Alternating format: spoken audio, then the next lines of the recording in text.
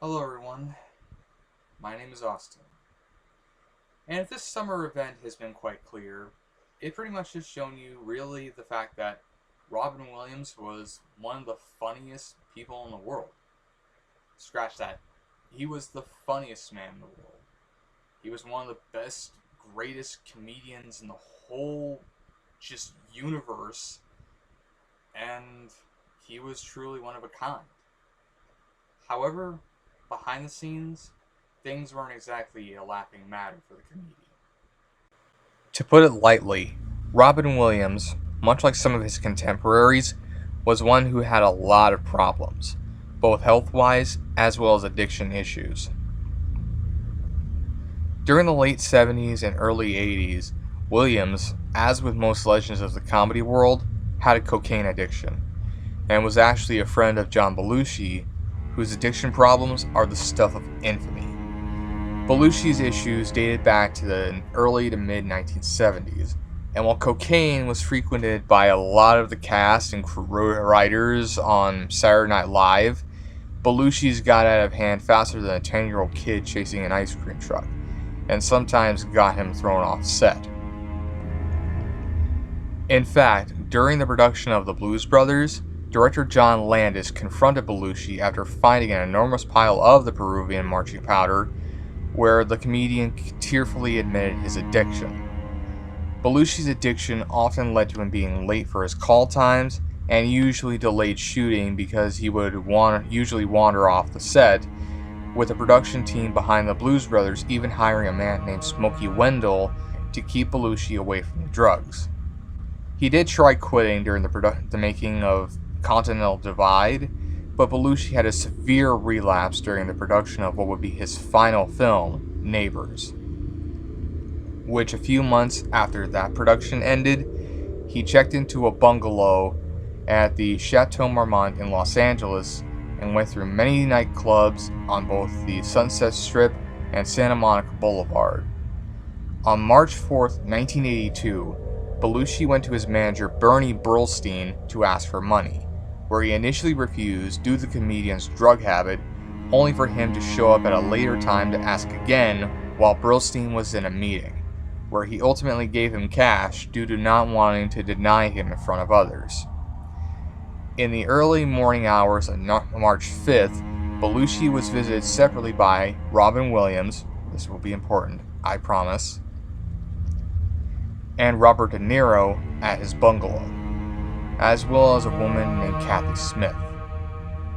Around noon of that same day, Belushi's fitness trainer and occasional bodyguard, Bill Wallace, showed up at his Chateau Marmont bungalow to bring him a typewriter and audio recorder that the comedian had requested for the previous day, where he found Belushi dead on the floor, where no one else was present, and for 6 days, no law enforcement or representative of the coroner's office shared any details of his death. During a preliminary hearing in September of 1985, 2 pathologists testified that Belushi had died of a drug overdose, those being Los Angeles County Coroner Dr. Ronald Kornblum and Dr. Michael Baden, who was at the time a former coroner from New York City who testified as an expert witness and has been more infamously synonymous with chasing headlines rather than being a legit source of information.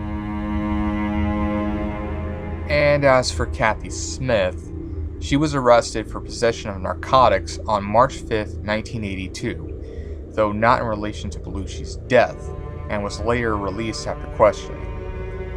She later admitted, however, that she had been with Belushi that fateful night during a May 1982 interview with the National Enquirer, and soon was extradited from Canada and charged with second-degree murder, where for 4 years Smith's lawyers negotiated as the case got delayed many times before pleading no contest on June 11, 1986 for involuntary manslaughter and 3 counts of furnishing and administering controlled substances to Belushi in the hours before his death. She later served 15 months at Chino, California Institution for Women. But getting back on topic, Belushi's death had an effect on Williams, as the two had partied together that morning, and coupled with the birth of Williams' first son, Zach, it led to him quitting drugs and alcohol. Williams soon took up exercise and cycling to help alleviate his depression after Belushi's death, which became quite a hobby for the actor, as he had accumulated a large bicycle collection and became a fan of professional road cycling, even traveling to racing events such as the Tour de France, with bicycle shop owner Tony Tom claiming that Williams told him that it saved his life. In fact, in 2016, 2 years after his death, Williams' children donated 87 of his bikes in support of the Challenged Athletes Foundation and Christopher and Dana Reed Foundation. But while cycling was enough to keep Williams off drugs, it wasn't enough to keep him away from alcohol, because in 2003, during his time filming The Big White in Alaska, he suffered a relapse into alcoholism to cope with his feelings of loneliness during that time. In 2006, he checked into a substance abuse rehabilitation center in Newberg, Oregon, where he claimed he was an alcoholic. And years after that, he acknowledged that he had failed to keep up his sobriety, but did state he never even thought about going back to cocaine, which in a 2010 interview he declared, "No, cocaine, paranoid and impotent, what fun." There was no bit of me thinking, "Woo, let's go back to that. Useless conversations until midnight, waking up feeling like a vampire on a day pass." No. In mid-2014, Williams was admitted to the Hazelden Foundation Addiction Treatment Center in Center City, Minnesota for alcoholism. But beyond just alcoholism, Williams also had health problems. In particular, he had been hospitalized due to heart problems in March 2009, which led to him postponing his one-man tours for surgery to replace his aortic valve, repair his mitral valve, and correct his irregular heartbeat, which was completed on the 13th of March 2009 at the Cleveland Clinic. But it gets worse, as according to his publicist, Mara Boxbaum, Williams suffered from severe depression prior to his death, while his third wife, Susan Schneider, claimed that during the time frame before his death, Williams had been sober but had been diagnosed with early-stage Parkinson's disease, which he was uncomfortable with revealing to the public at that very moment. An autopsy then revealed that Williams didn't have Parkinson's disease, but had diffuse Lewy bodies that were misdiagnosed as such, and this reportedly contributed to the depression. Then in 2016, 2 years after Williams' death, Schneider, in an essay published in the medical journal Neurology, revealed that the pathology of Lewy body disease in him was described as one of the worst pathologies ever seen by several doctors, and said that when she saw the early symptoms of Williams' disease as beginning in October 2013. Williams' initial condition consisted of a sudden and prolonged spike in fear, anxiety, stress, and insomnia, and only worsened with time to include memory loss, paranoia, and delusions. And Schneider described it in one of the most grim ways possible. Robin was losing his mind, and he was aware of it. He kept saying, "I just want to reboot my brain." With this in mind, this all culminated in one of the biggest tragedies of in the comedy world.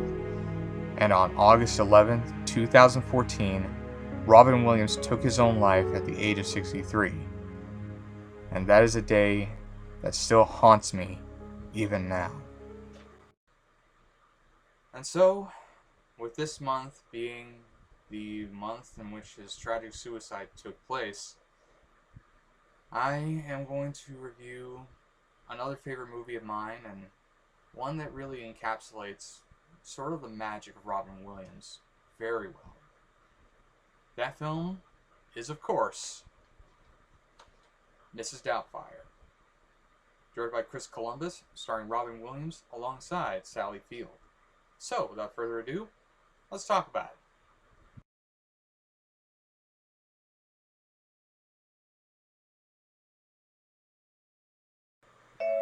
Based on the novel Madame Doubtfire by Anne Fine, the plot of the movie is like this. This is Daniel Hillard, a freelance voice actor living in San Francisco and devoted father to 3 children, those being the 14-year-old Lydia, the 12-year-old Chris, and the 5-year-old Natalie. His workaholic wife, Miranda, however, considers him immature and about as reliable as the narrator from Fight Club. After throwing a chaotic birthday party for Chris, despite his having grades that stink more than my armpits after a night of fighting dragons, Miranda argues with Daniel and ultimately requests a divorce. Miranda ultimately is granted custody of the kids, with Daniel only being allowed to visit on Saturdays, with said rights being contingent on him having a suitable home and stable job.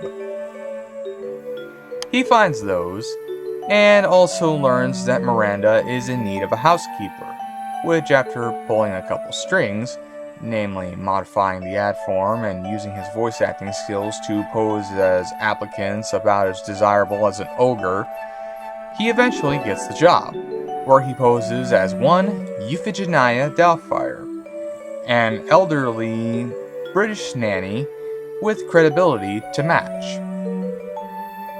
And, with a little help from his brother Frank and his lover Jack, Daniel transforms into Mrs. Doubtfire, and from there, gets to spend more time with his kids, and what follows are scenes that deliver the laughs, the tears, and everything else in between to make this the feel-good comedy of 1993. So yeah, that's the premise. Think Tootsie, but as a family comedy drama about a father who loves his kids and wants to see them every day, rather than what Tootsie is about, which is an actor posing as a woman to get work, and overall, I can get behind it. And really, it's a lovable, charming film that's as heartwarming as it is gut-bustingly funny. Now then, let's see what went on behind the scenes.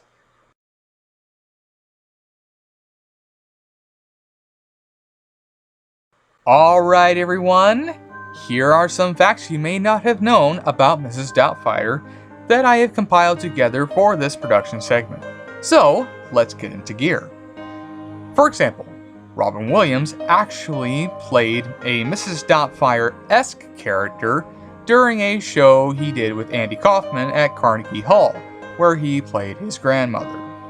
And before Williams was cast, Warren Beatty was author Anne Fine's first choice for Daniel, aka Mrs. Doubtfire, as she thought it would have been funny if he played the role given his status as a womanizer. Excuse me. This didn't happen, but the Toolman himself, Tim Allen, was considered for both Daniel and Stu Dunmire, but scheduling conflicts nipped that idea in the butt, and Stu was initially being more like Cal Hockley from Titanic, intending to ship Lydia, Chris, and Natalie to a military school and keep Miranda all for himself, but was later rewritten when Pierce Brosnan was cast because you can't make Pierce Brosnan not be a charming, likable character. That's not in his nature.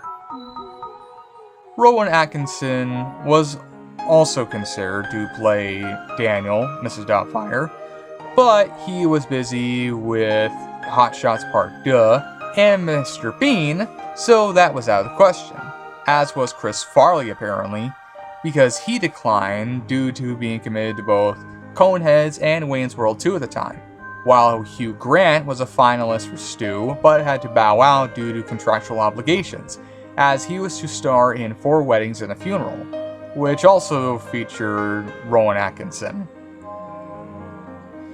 Sting was even considered to play Stu at one point, which, if he did, that pool scene would have been pretty weird with that blue Speedo. And Charles Grodin was committed to Beethoven's Second that he was unable to commit to playing Daniel.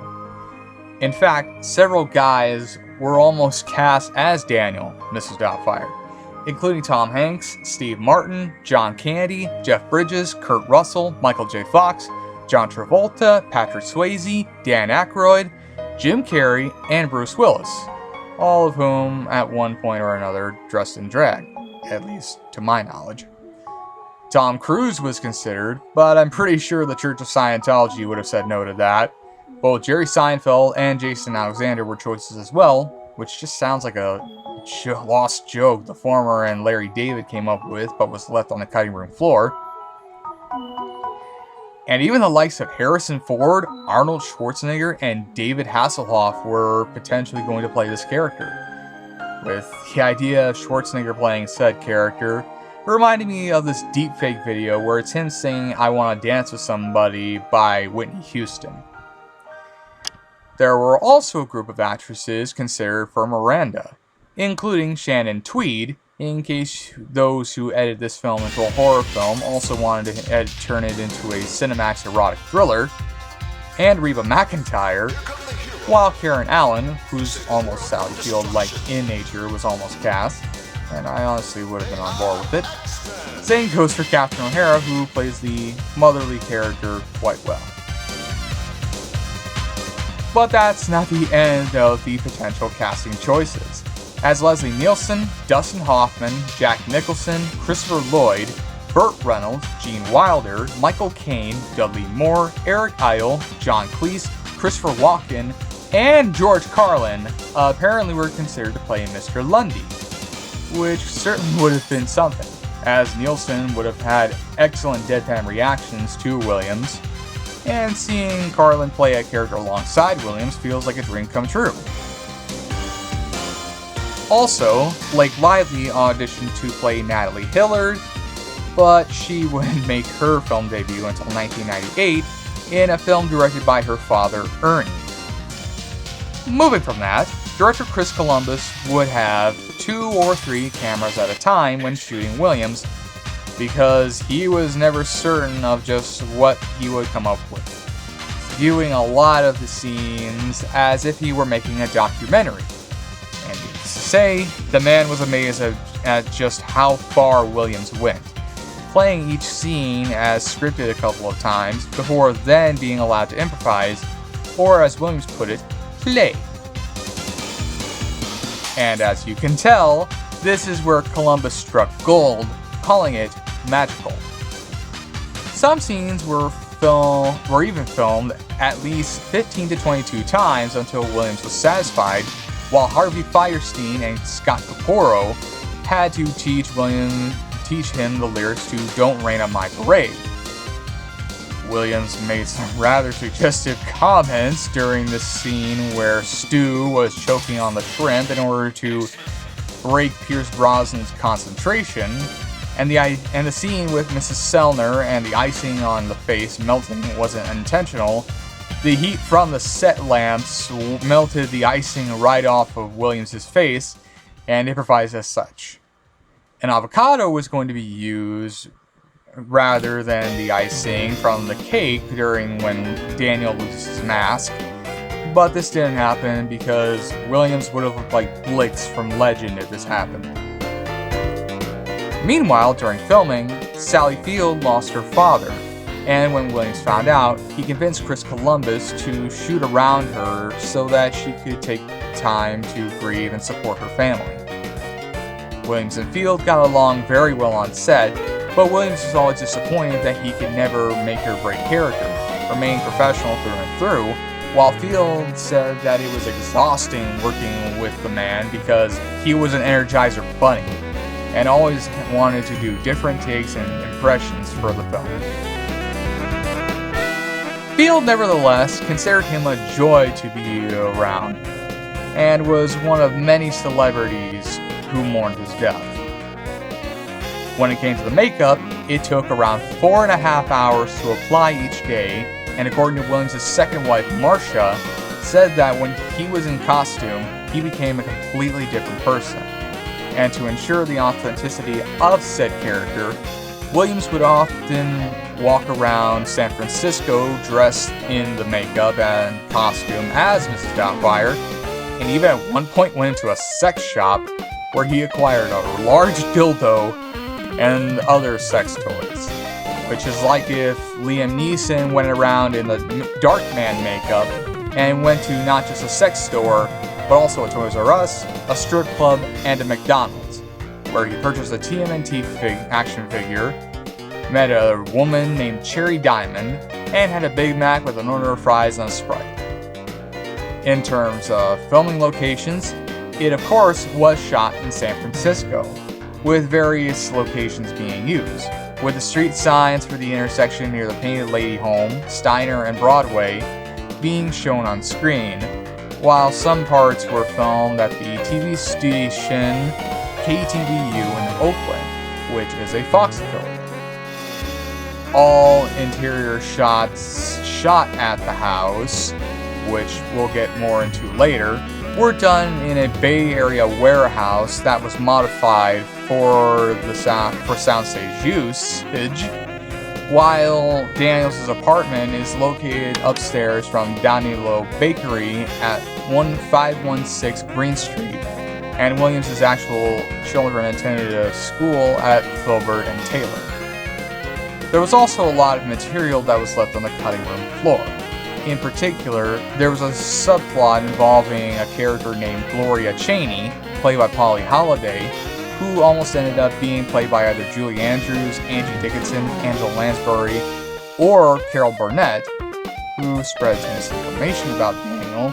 So he, as Mrs. Doubtfire, gets revenge on her by having her spray dog pee on her flowers as a means to help them grow, only for it to kill her plants, and later reveals himself after he accidentally reveals himself at Bridges, which is an actual restaurant located in Danville, California. It was cut for pacing reasons, and Holliday was given, I believe, 4th billing to compensate for her scenes getting the axe. And lastly, because Williams was an improvisational master the likes have yet to be topped, this of course meant there was a lot of material, including some rather risque ad-libs. And in 2021, there were rumors of a supposed NC-17 version of the film that existed. This was debunked by Mara Wilson, who had also done so in her 2016 memoir, Where Are They Now? True Stories of Girlhood and Accidental Fame, and Chris Columbus, calling the idea absurd. Columbus did, however, state that there was an R-rated cut of the film that existed, as there were a good chunk of outtakes to make it so. I want to see this version. I need to see this version. Somebody out there, please go find this cut of the movie, because this needs to be seen by everyone. There's a supposed R-rated version of that live-action Scooby-Doo film from 2002 that exists somewhere. There's a bunch of footage that was deleted from Event Horizon that possibly exists on a VHS with the rough cut, as most of it has either been lost or destroyed, and neither Lloyd Levin or Paul W.S. Anderson has watched it yet to see if it's true. There are scenes cut from the Black Cauldron that were more graphic and violent that possibly exist in an uncut form. The point is, these are things that need to be seen, and right now, I want to see the R-rated cut of Mrs. Doubtfire just to see how raunchy it really is. No! Give it to me! No! Let me see it! Anyway, let's get to the final verdict.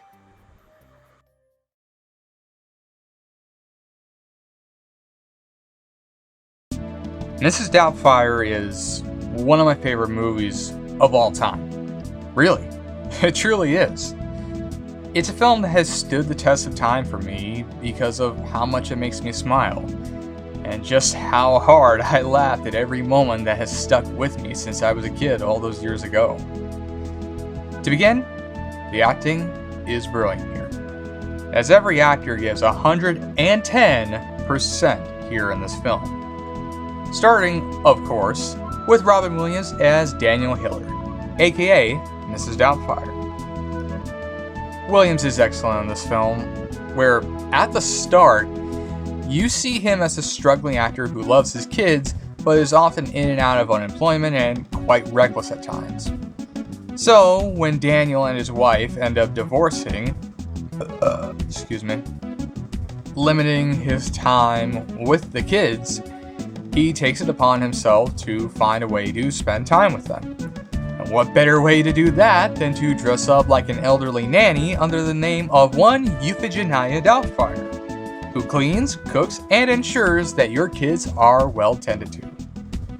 Whether in Daniel's normal form, or in costume as Mrs. Doubtfire, Williams excels here, making it very believable that while Daniel is too much party than what anyone could handle, he is a kind and loving father, one who loves his children, and when he's separated from them, he goes above and beyond to be able to be with them. And even in Mrs. Doubtfire mode, he still proves to be a caring figure for the children. And in the process, he begins to learn basic skills to better himself, improving as a cook, bettering his cleaning skills, and overall becoming more responsible in general, which also impresses Miranda. But because he's managed to fool even her, she cannot bring herself to let go of Mrs. Doubtfire. Williams makes Daniel work so well that during the testimony scene where he talks about how much his children meant to him, and being without them would crush him, and when the judge denies him custody and demands visits with supervision, you feel the devastation because you know for a fact that even if he was just playing a character to see his children, he loved them in either case. Of course, it does get resolved, but I'll get into that when I talk about Miranda. But Williams handles these scenes of drama so well that it makes for a good balance of laughs and seriousness. And as for the hilarious scenes, well, you know it's Williams, and of course, he's gonna improvise at the top of his head, and as you can see, it makes for some iconic, hilarious, and truly priceless moments that, if the dramatic scenes just make you cry, then these scenes will make you laugh till you cry. And those will be tears of joy. I promise. In fact, here are some of those moments. I do voices. Yeah! Loser. What are you looking at? We've come to this planet looking for intelligent life. Oops, we made a mistake. We're happy to be in America. Don't ask for a green card. I don't work with the males, because I used to be one. I want you in the worst way. Well, it's certainly a rough meeting, and it's not going very well for me, I'll tell you that. Hey, boss, give it a chance. She's going to loosen up any moment. Layla, get back in your cell. Don't make me get the hose. Hello? Look at me right now, Moneypenny. I want to undo that bow and get to know you. I'm crazy to make a deal with you. Nancy and I are still looking for the other half of my head. I am Job. Do you speak English? I am Job. I'm sorry, the position has been filled. This idiot! You're doing it! I'm sitting on a gold mine! Oh, it was such a shanda. I should never buy Gribbinus from a moil. It's so chewy. Don't make me smack you, sweetheart. I'll do it. Figaro. Hello! Ah! Oh, I'm sorry to frighten you, dear. I must look like a yeti in this get-up. I do a great impression of a hot dog. Moving from those death by laughter moments, we come to Sally Field as Miranda Hiller, the workaholic wife of Daniel, who divorces him because they no longer are the people they knew when they were together. Field is a class act here, because as Miranda, you sort of see how the relationship between her and Daniel fell apart, how she began to resent him, and how even though she loves Chris, Lydia, and Natalie, she hardly gets to spend time with them due to being a constant workhorse. Miranda also begins to change when she hires Daniel as Mrs. Doubtfire, and she becomes more outgoing and happy, and gets to spend more time with the kids. Not to mention it reveals things that Daniel didn't know about to her, which gives him a better understanding of why the marriage dissolved into nothing. Then, after Daniel is exposed and is denied the ability to see his children without some authority watching over him, Miranda realizes that her resentment of him has done more damage than expected, and soon arranges for him to have joint custody, because while she loves her children, Daniel loves them just as much, if not even more. Field is amazing here, and really, she's amazing in a lot of films she's in. Forrest Gump, anyone? Not to mention, gives me this classic response. You ate my begonias! Then there is also Pierce Brosnan as Stu Dunmire, an old acquaintance of Miranda's who decides to pursue a relationship with her. In another movie, Stu would be the asshole boyfriend who tries to steal Daniel's children away from him and punish them in a cruel and cartoonish manner. But the movie actually does something unique in that Stu is actually a good person, and not like Zach Lodge from Wedding Crashers, where you just want to see him get flattened by a steamroller before taking a nasty dump on his face. Oh, man. Don't worry, folks. It's not real. This is in part due to the writers knowing that Pierce Brosnan is a charming, smooth, charismatic man who could sell you a ketchup popsicle to a woman in white gloves, and not any of the bad guys he's had to do battle with during his tenure as James Bond. Hell, he's not even any of the other James Bond villains seen throughout history. Especially Dario. Definitely not Dario. You took the words right out of my mouth. Brosnan actually makes Stu a viable father figure for the children, and really, actually is likable compared to what the script almost had him become. Although, it's not going to stop me from making this edit here.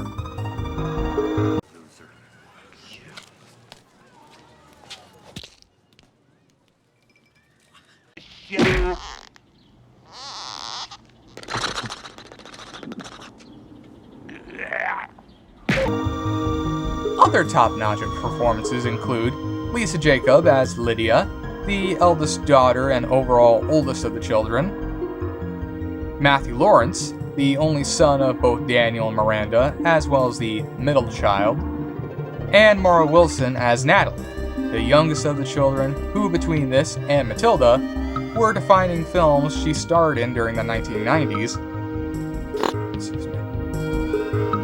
Harvey Fierstein as Daniel's brother Frank, the makeup artist who helps Daniel become Mrs. Doubtfire, alongside his lover Jack, played by Scott Caporo in a good performance as well, and Robert Prosky as Jonathan Lundy, the owner of the TV station who takes an interest in Daniel when he sees his voice acting, humor, and imagination in action, which plays a part in the ending of the film. Plus, keep on the lookout for Anne Haney, Greta from Liar Liar, as Mrs. Sellner, Daniel's caseworker, and the late Martin Mull as Justin Gregory, one of Miranda's co-workers. Oh yeah, and I should also mention Polly Holliday as Gloria Cheney, because I did watch the deleted scenes for the film, and yeah, she did give a great performance in the film. And it is a shame that her scenes didn't make the final cut because they are genuinely funny. Moving from the performances, one of the things I really like about this film is its theme of love, because that's what ties this film together. The whole idea of Mrs. Doubtfire is love. The love that Daniel has for his family, and the lengths he'd go to see them. It also shows that even though Miranda and Daniel don't end up back together, the love that they share for their children shines through no matter what. And it teaches us that even if your parents don't love each other anymore, they still love you just as much, and that love is what's most important in the whole wide world. It's a very uplifting and heartwarming message, and it also shows just how beautiful the film really is, as it's more than just Robin Williams being the best thing to happen since sliced bread, although I think it also does an awesome job of doing that too. Next, the makeup is excellent. Same with the costuming, as it truly does transform Robin Williams from Daniel Hillard to Mrs. Doubtfire, in the same way Eddie Murphy goes from being Sherman Klump to Buddy Love to Cletus Klump to Anna Pearl Jensen Klump to Ida Mae Jensen to Ernie Klump Sr. and to Lance Perkins in the 1996 version of The Nutty Professor. It's truly amazing, and it's hard to imagine that it is Robin Williams, as both of them transform into a different character entirely without missing a beat, with a good chunk of makeup and top-notch costuming. Then again, Greg Canham worked on both this and The Mask, so the makeup work between the both of these shouldn't be surprising. It also is very well shot, ensuring that all of the Robin Williams action is on display here and looking very dynamic. Not to mention also capturing the San Francisco scenery fluidly. It really does pop here, and it makes you want to check San Francisco out to find all the places in the film. This was thanks to Donald McGowan, who shot Patrick, Moscow on the Hudson, Down and Out in Beverly Hills, Predator, Parenthood, The Hard Way, Both Patriot Games, and Clear and Present Danger, Romeo and Juliet, The Edge, Moulin Rouge, Peter Pan, 2003, and The Chronicles of Narnia, The Lion, the Witch, and the Wardrobe. So you can tell this was quality cinematography. And even though there was a good chunk cut out of the final film for pacing reasons, it certainly did help because it is nicely paced and doesn't drag for a second. I like that. While yes, it is a 2-hour comedy, it's 2 hours well spent on back-to-back laughs and compelling drama, and everything moves as smooth as butter, just the way I like it. This was done by Roger Gosnell, who worked as an editor on the first 2 Home Alone films, and also directed Home Alone 3, Pretty Woman, and Rookie of the Year, and directed those live-action Scooby-Doo movies, Never Been Kissed, and Big Mama's House, plus some other films I don't care to mention. And to wrap it all up, the music is perfect in this film. In particular, the score courtesy of Middle-earth maestro and David Cronenberg golden boy Howard Shore, and it is beautiful. From the playful moments of Robin Williams' shenanigans, to the more reserved scenes meant for drama, Shore makes the score for the film work flawlessly, and it is truly a work of art, as with a lot of his works, such as Philadelphia, which he composed the same year. It sounds great, and also reminds me of Alan Silvestri's score for Forrest Gump in some cases. Oh, and it makes for great usage of other songs, such as Luck Be a Lady by Frank Sinatra, Walk Like a Man by Frankie Valli in the Four Seasons, and of course, Dude Looks Like a Lady by Aerosmith, which between Mrs. Doubtfire and Wayne's World 2, Aerosmith was having a good time in 1993, especially since their album Get a Grip also came out that year and has some classic tunes on there. So yeah, that's Mrs. Doubtfire. I love this movie, and I guarantee you're gonna love it too.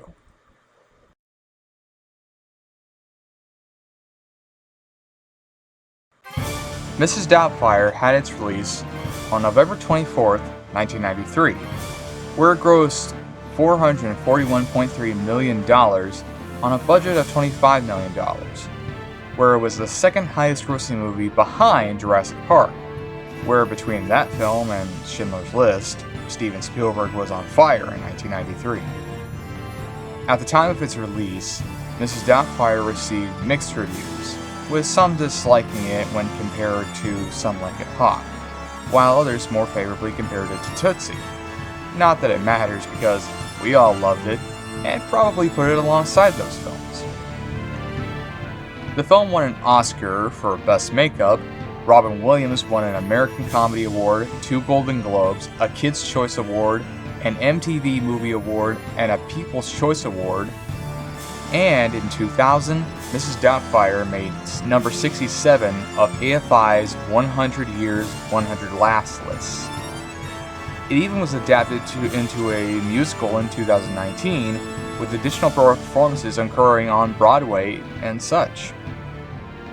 There was even talk of a sequel dating back to 2001, when Bonnie Hunt, who almost played Miranda, developed an idea for one, even though author Anne Fine had not created a follow-up, and the actual writing wouldn't occur until 2003. Robin Williams was to return in disguise as Mrs. Doubtfire, but rewrites began in 2006 because he wasn't satisfied with the plot in a new script. And when more script problems arose, the film got cancelled in December 2006, where it was intended for a release in 2007. The idea for the sequel involved Daniel moving closer to Lydia's college to keep an eye on her, which Williams wasn't on board with and said that if it wasn't done right, it's not worth doing, and that he wouldn't want to be involved in anything like that.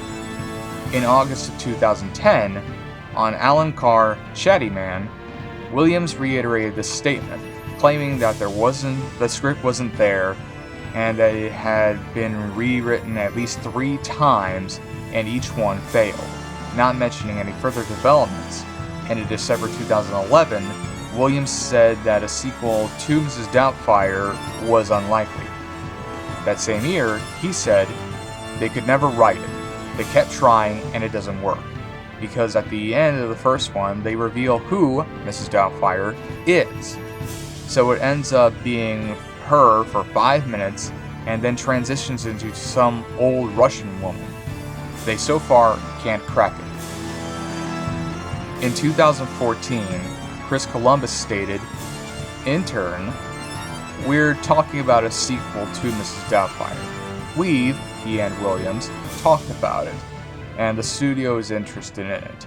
The thing that fascinates me about a sequel to Mrs. Doubtfire is with most characters who create an iconic character like Mrs. Doubtfire, when you come back and do that character, well, you're 20 years older, so you're not going to look the same. The cool thing with Mrs. Doubtfire is there's a character, there's a woman, who is going to look exactly as she did in 1993. In April 2014, a sequel was announced to be in the works with 20th Century Fox, with both Columbus and Williams expected to return, with a script being written by David Berenbaum of Elf fame. The reaction was mixed, to say the very least, with some having concerns over potentially reinstating certain misconceptions about the transgender community and set LGBTQ awareness progress back 2.5 decades, some further amplified when an image of Mrs. Doubtfire was used to mock the trans community at a medical insurance reform in 2013. Nevertheless, Matthew Lawrence, Lisa Jacob, and Pierce Brosnan did express interest in returning for the sequel, while Mara Wilson said no to reprising her role in the film. Things took a turn for the worse, however, when Williams died on August 11, 2014, which put plans for the sequel on hold before ultimately getting cancelled.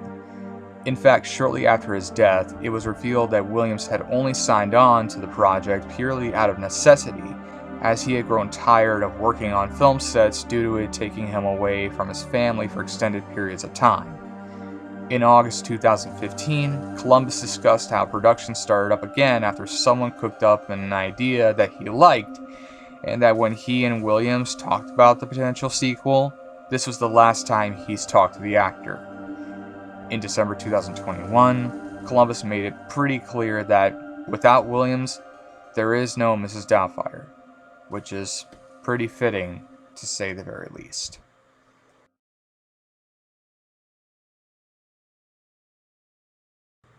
I can remember it like it was just yesterday, and it's a date I've always wished wasn't true, and something that even now I can't wrap my head around. But I remember when it happened because I was at one of my dad's friends' houses one day where one of his daughters straight up said, "Robin Williams is dead," as she had just learned about it.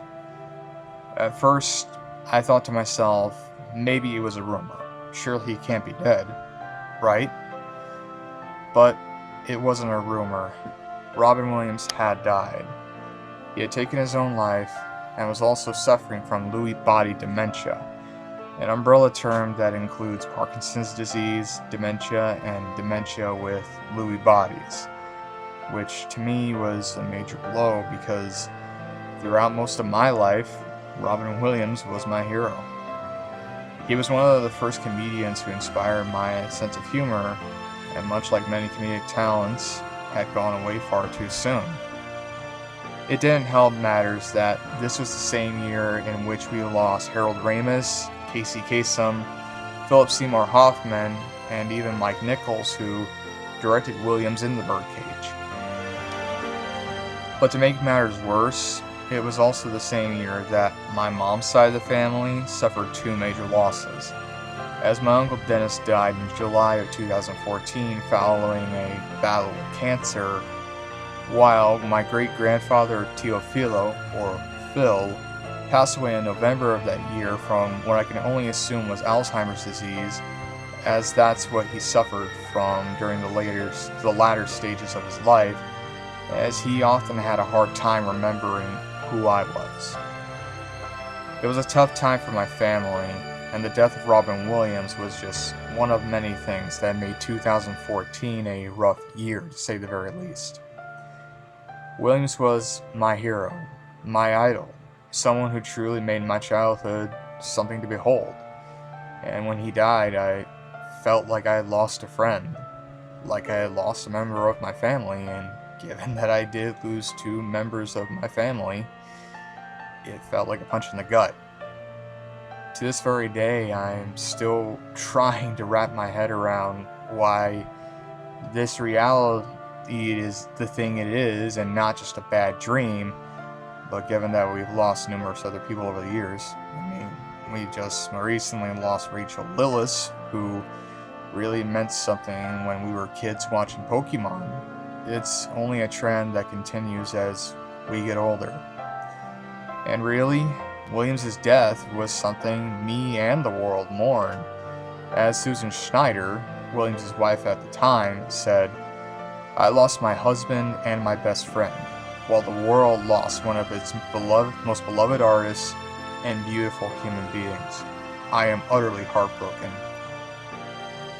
His daughter Zelda even said that in his absence, the world has become less colorful and devoid of laughter. And even then, President Barack Obama released a statement. Robin Williams was an airman, a doctor, a genie, a nanny, a president, a Bangarang Peter Pan, and everything in between. He arrived in our lives as an alien, but he ended up touching every element of the human spirit. He made us laugh. He made us cry. He gave his immeasurable talent freely and generously to those who needed it most, from our troops stationed abroad to the marginalized on our own streets. Fans even went on social media reenacting the "Oh Captain, My Captain" moment from Dead Poets Society. The Disney Channel, Disney XD, and Disney Junior aired Aladdin commercial-free over the course of a week, with a dedicated drawing of the genie at the end of each airing before the credits, and there were many makeshift memorials, from his Hollywood Walk of Fame star to various locations for some of his movies, including 2640 Steiner Street, which was the house used in Mrs. Doubtfire, the bench in Boston's Public Garden shown in Good Will Hunting, the pair of shoes sign from Jumanji that was located in New Hampshire, and the house from Mork and Mindy, located in Boulder, Colorado. Iron Maiden even dedicated a song to Williams titled "Tears of a Clown," found on their 2015 album The Book of Souls, which looks into his depression and suicide and how he attempted to hide his condition from the world. So yeah, his death had an effect on the world, and it definitely had an effect on me, especially as someone who had just lost two members of his family. It was a dark time for really a lot of people, because we lost a legend, we lost a hero, and we lost someone who was really special. We lost Robin Williams, and even after all this time, I still haven't forgotten it, because he died too soon, and I wish he was still here to keep us laughing, because everybody needs a laugh or two, especially in today's world. Robin Williams was truly one of a kind, and just learning about all the details that was going on prior to his death is truly tragic. Nobody saw this coming, least of all me. And even after all this time, I still can't believe that he's gone, especially after 10 years. I can't even believe that my Uncle Dennis and my great-grandfather have been gone for that long, because really they were part of my life just as much. My great-grandfather especially. I especially remember my Uncle Dennis, and I remember talking with my Aunt Norma, and I learned a lot about him, and he was a really cool dude. I wish he was still here, because he and I would have had a lot to talk about.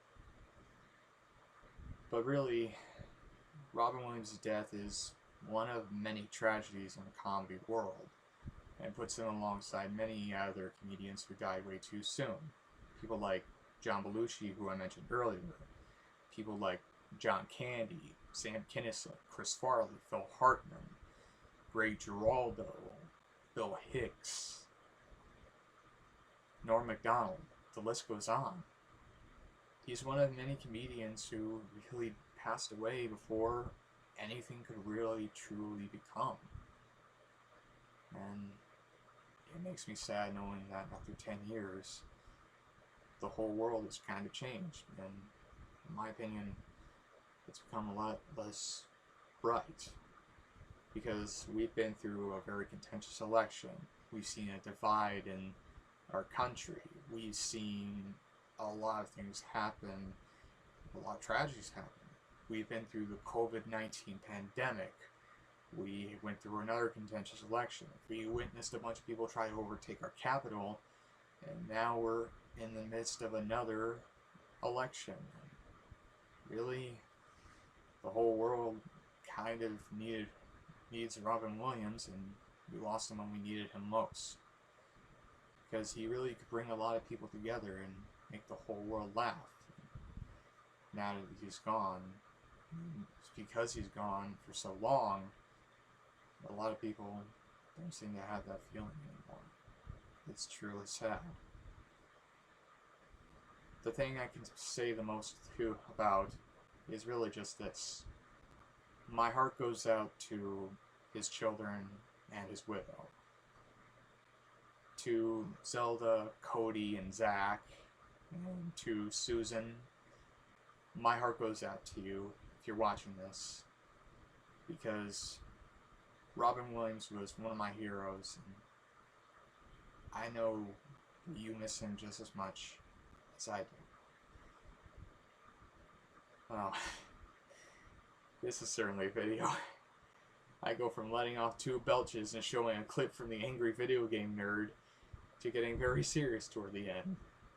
But that's sometimes the nature of the show. For every moment that's filled with something that gets a laugh, there's something that gets pretty serious, and, well, this got pretty serious. Anyway, this is Mrs. Doubtfire. I love this movie, and please, go out and watch it. Whether you decide to pick it up on this DVD here, or on Blu-ray, go watch Mrs. Doubtfire. It is a very, very good movie, and it's one that you really should be checking out. It's very funny. The costume and makeup design is great. It's a very heartwarming film. Robin Williams gives a great performance. Got a great musical score. Mrs. Doubtfire is just mwah. Like, please watch this movie.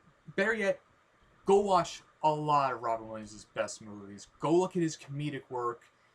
Just look him up, because he was one of a kind, and we lost him too soon, and his stuff was just so funny.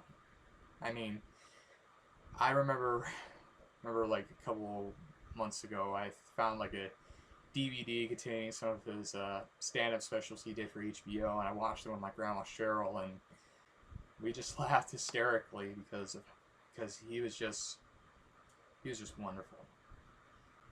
So yeah, go check those out. Go check Mrs. Doubtfire out.